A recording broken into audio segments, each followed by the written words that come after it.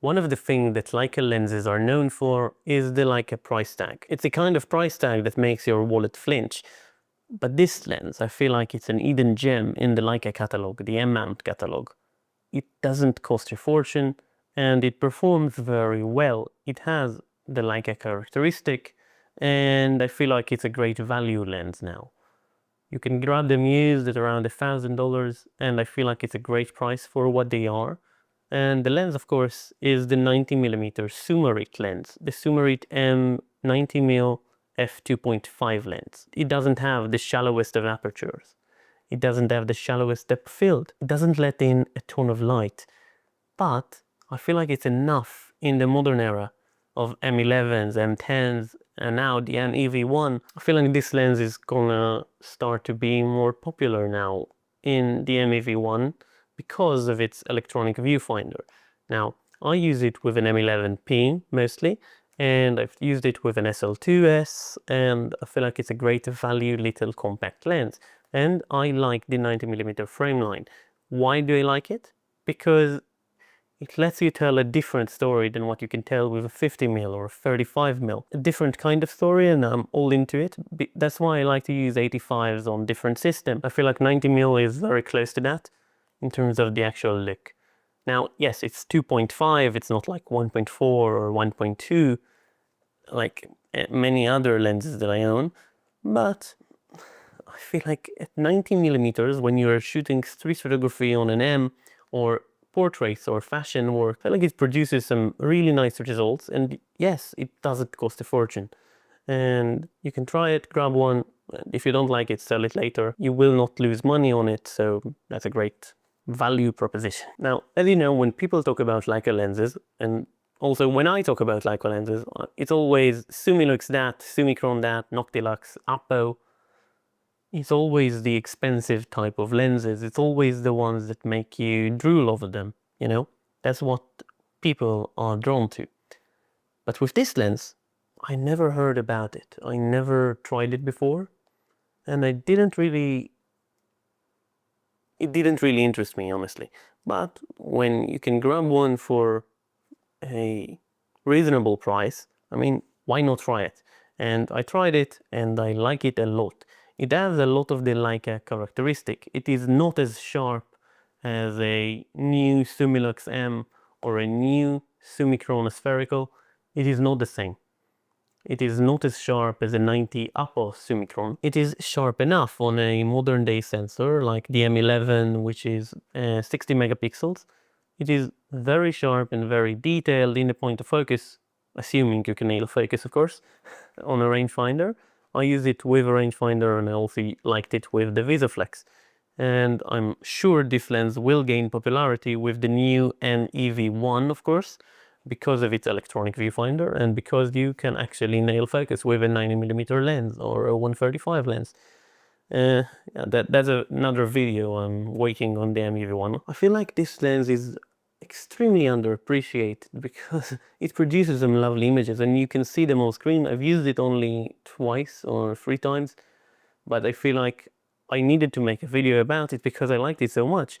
And it is so small and compact and lightweight, it doesn't feel like a 90mm lens. Now let's talk build quality. Of course, it's a Leica M lens, so you expect some of the best build quality lenses from Leica, and this one is no different actually.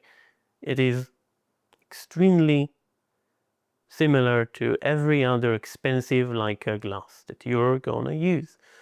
And the aperture ring is clicky, it's nice. The focus ring is very smooth and dampened. It is not stiff and it is not extremely light. And the lens is very small and I like it. It feels quality, it feels beautifully built. It feels like a Leica lens.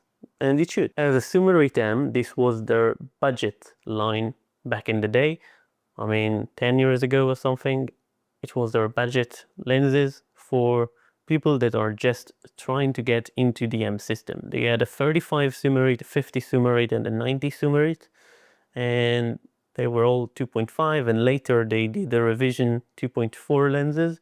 They were basically the same, I feel like, and the 2.5s are relatively cheaper than the 2.4s. I I got a 2.5, it was a nice deal. What about the characteristics of a 90mm Summarit? For me, I looked for something I can shoot detailed portraits or some fashion work. I like to use the Noctilux, of course, the 50mm. It's a great lens, and you know how much I like it, and I use it every time I go out to shoot with a Leica. That's a great lens, and that's a topic for a different video. Now, I grabbed it 90 because I wanted to get more detailed shots, something a little more up close and personal. And it definitely delivered on the promise because it is sharp in the point of focus. The fall off is very nice, and the transitions from focus to out of focus are very soft and very Leica-esque, you know. And it doesn't have a lot of chromatic aberration, which I was surprised by, because many of the older lenses or many of the M-mount lenses that aren't apochromatic have a lot of purple fringing and chromatic aberration, but this one, it doesn't have a lot of it. And even when I was shooting against the sun in a backlight scenario for portraits, it was just fine. And the image quality is definitely fine for everything I needed to do. If I needed more, I would grab the 90 Apo or the 90 Summilux now.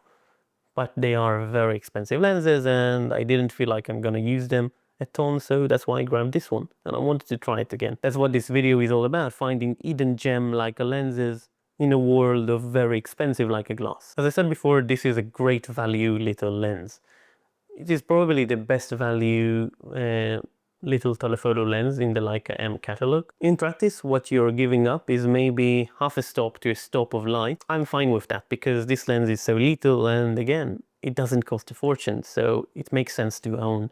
When you're not going to use it every day, this lens makes sense to own. In a world where Leica lenses can cost as much as a new car or a used car, depending on the model, of course, I feel like this lens, the 90mm Summarit, is a reminder that you don't have to spend a fortune to get the Leica look. This lens is sharp, it's lightweight, it's reasonably priced, and the most important thing for me, it has a soul. It is not sharp from corner to corner. You still get the Leica look. It has a 3D pop, it has character, basically. It has a little bit of swirliness around the edges, it has vignettes.